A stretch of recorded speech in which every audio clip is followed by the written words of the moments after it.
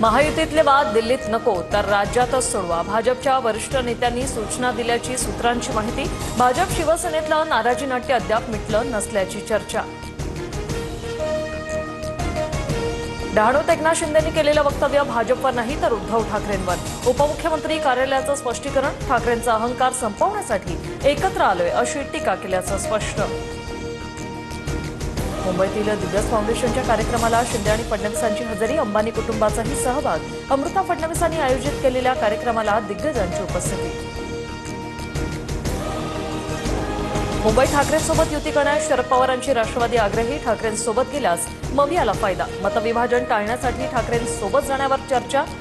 शरद पवारांच्या राष्ट्रवादीच्या बैठकीत एकमुखी निर्णय. मनसेसोबत युती करण्यास काँग्रेस सकारात्मक. मनसेसोबत विचारधारा जुळत नाही पण भाजप विरोधात एकत्र यायची गरज. विजय वडेट्टीवारांचं भाष्य.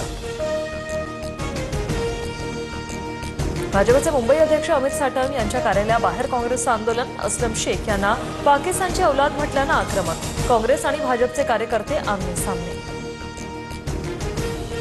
माझ्याच उमेदवारांना मतदान करा नाहीतर निधीला कात्री लावेन. अजित पवारांची मतदारांना धमकी. विरोधकांच्या टीकेनंतरही अजितदादा भूमिकेवर ठाम.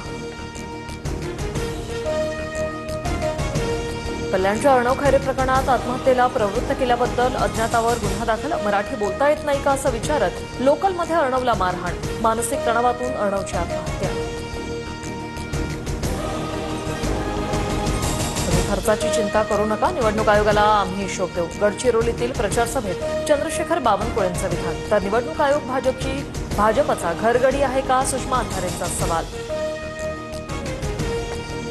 फडणवीस जातीपातीत भांडण लावणारा सर्वात मोठा का. हर्षवर्धन सपकाळांकडून फडणवीसांचा दरिंदाचा उल्लेख. तर फडणवीस दरिंदा नाहीत पोशिंदा आहेत. नवनाथ बन यांचं उत्तर.